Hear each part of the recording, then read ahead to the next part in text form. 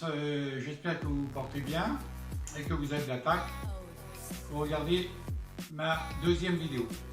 Je vais parler de technique avec les moyens du bord et essayer d'être indulgent. Alors, la technique, je vais dans un premier temps parler juste des fondamentaux techniques. Les fondamentaux techniques, c'est ce que l'on retrouve sur tous les coups du tennis. Alors, au niveau du bras, premier fondamental technique, le plan de frappe. Frapper la balle devant soi.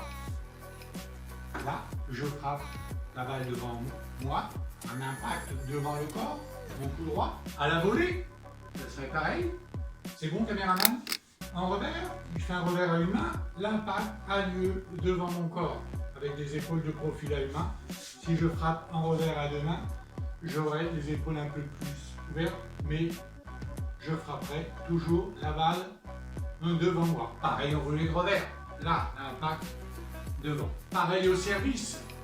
Au service, je fais mon geste, je vais essayer de frapper devant moi. Au smash, pareil. Le deuxième fondamental technique au niveau du bras, le rythme. On peut définir le rythme comme étant une variation des vitesses d'exécution des différentes parties de l'action. Exemple, vous avez souvent entendu votre professeur, lorsque vous devez effectuer un geste, dire, quand je dispose de temps, je prépare lentement pour pouvoir accélérer à la frappe. Les fondamentaux au niveau des jambes, il y en a deux aussi, on retrouve le rythme. Le rythme au niveau des jambes, vous connaissez la chanson.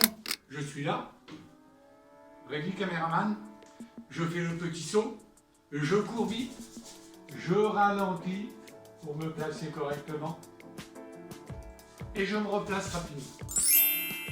Deuxième fondamental au niveau des jambes, le fait de frapper en équilibre. Alors bien sûr, souvent, parfois, on aime bien se projeter en avant lors de la frappe pour frapper en sautant et avoir plus de force. C'est un peu plus risqué. Attention, on risque de faire des fautes. Donc l'équilibre à la frappe, de façon plus classique, c'est de frapper la balle en appui. En coup droit par exemple, là je frappe la balle avec des appuis en ligne, on appelle des appuis en ligne. En revers, idem, appui en ligne. Je peux aussi frapper la balle avec des appuis ouverts. Dans cette position A, bien contre le mur, je frappe devant moi en appui ouvert en revers. Appui ouvert en coup droit, idem. Ok. Donc voilà les fondamentaux techniques, de frapper la balle devant soi en équilibre. Deuxième point que je voulais aborder au niveau technique, ce sont les effets. Donc vous avez tous entendu parler des effets. Premier effet dont vous avez entendu parler, le lift par exemple. Donc, au moment de frapper, je vais frapper la balle de bas en haut, pour la faire tourner dans ce sens-là. Et va par là et tourne dans le sens de sa trajectoire. Deuxième effet, le coup coupé. Je vais frapper la balle de haut en bas et va tourner dans l'autre sens. Au service, pareil, on peut faire un effet lifté. Donc là, je vais frapper la balle au service en essayant de frapper de bas en haut, de gauche sur la droite, en essayant de faire tourner la balle sur un axe oblique, comme ça, le plus horizontal possible. Au service, bon, faire un service coupé, c'est moins utile. On va plutôt faire des services slicés où on va faire tourner la balle comme cela. La balle tourne de gauche à droite sur un axe vertical. Donc voilà ce que j'avais à dire pour les effets. Dernière chose, un peu de dynamique des fluides.